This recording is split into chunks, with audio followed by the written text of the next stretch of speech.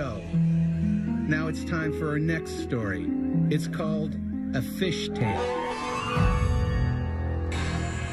When Eric Bartos gets too caught up in life, he knows there's one sure release. I like to think that my worship is while I'm out fishing. I think that's where I find the most peace. But in January 2005, that peace was shattered when Eric reeled in a mysterious creature from the deep. I couldn't believe my eyes. If I wasn't there on board, it still gives me chills.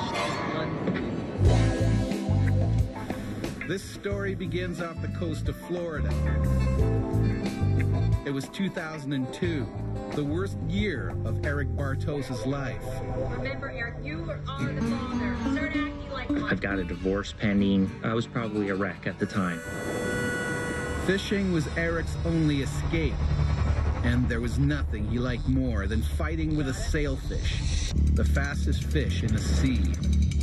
But today, Eric plans to do something with this catch no angler has ever done before. Eric said, you know, I'm pretty much divorced. I don't want this ring anymore. Hold up, guys. I got a great idea. Here we go. Look at this. It dawned on me it would fit nicely on a tapered bill of a sailfish, so why not release it on a sailfish and, you know, move on with my life. Say cheese. You know, this is where his love is. It was more in the water than I guess with his wife at the time. But Eric's impulsive act will bring new meaning to the saying, what goes around comes around. 2 years later, and Eric is officially divorced. The strange ceremony with his wedding ring seems to have cursed him. Dealing with my ex-wife wasn't the most pleasant experience. It was very bitter divorce. And my kids, if they see that their parents aren't getting along, then it's going to have some negative impact on them. At least there's still fishing. Oh boy, the fish is pretty slow. But today's trip is turning into a disaster. With nothing biting, they resort to superstition. And he did his little Costa Rican tradition. Eric actually kissed the fish. It will be a kiss he never forgets. I remember a black shadow coming up. Come on, boys, shot one. It grabs the lucky bait, but it's putting up one heck of a fight. As it starts coming up, I started to see a sailfish. Seemed like a normal sailfish until the bill was shining gold. And I said, holy, it's the bleeping ringfish. I couldn't believe it. What? It's the ringfish! I was blown away. I didn't even know what to say or do. We all looked at each other like, is that really your ring? It seems impossible. The same fish and the same fisherman ending up in the same spot. Oh, sailfish on board! If we had been out there a day later or a day earlier, the fish could have been 20 miles north or 20 miles south of us. Wow, you know, the odds of this is just crazy, you know.